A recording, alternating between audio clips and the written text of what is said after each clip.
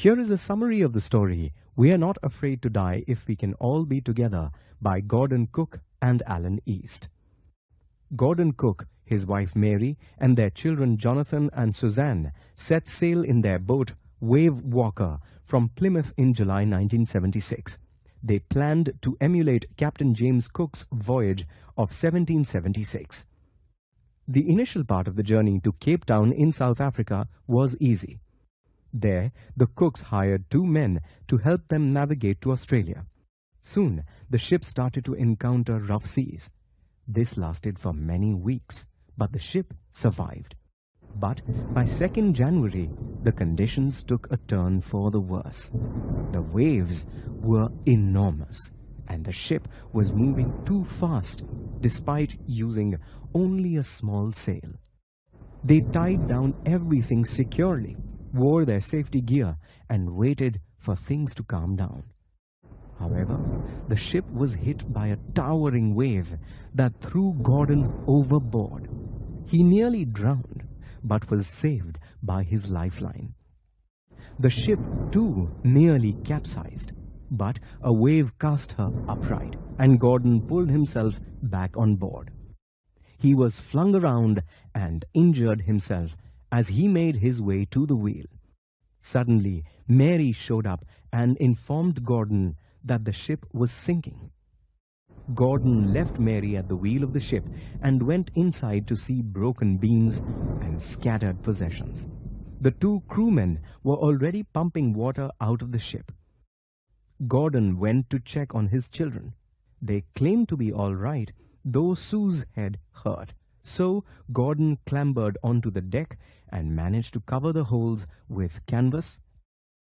Everyone worked through the night, pumping out the water, steering the ship, as well as making emergency calls. By this time, Sue's head was badly swollen.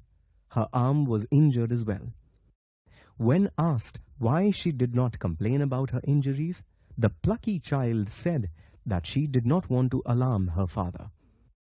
By the morning of January 3rd, the pumps had brought the water level under control. However, Gordon discovered that the ship was very badly damaged. Wave Walker would not survive the journey to Australia. So, Gordon decided to sail towards the nearest island, Ile Amsterdam, 100 kilometers east of their location. They put up the storm sail and continued east. The family and the crew ate their first meal that day after almost 2 days. Unfortunately, storm clouds gathered again, and the weather remained harsh for the next few days. Gordon went in to comfort his children one day. He tried to convince John that everything was fine. But John valiantly declared that Sue and he weren't afraid of dying if they were all together. Gordon was moved by his son's bravery and was determined to survive. That evening, however, Gordon and Mary were sure that the ship would sink, as water kept leaking into the ship. Miraculously, the ship survived the storm. Gordon tried to calculate their location using just an uncalibrated compass.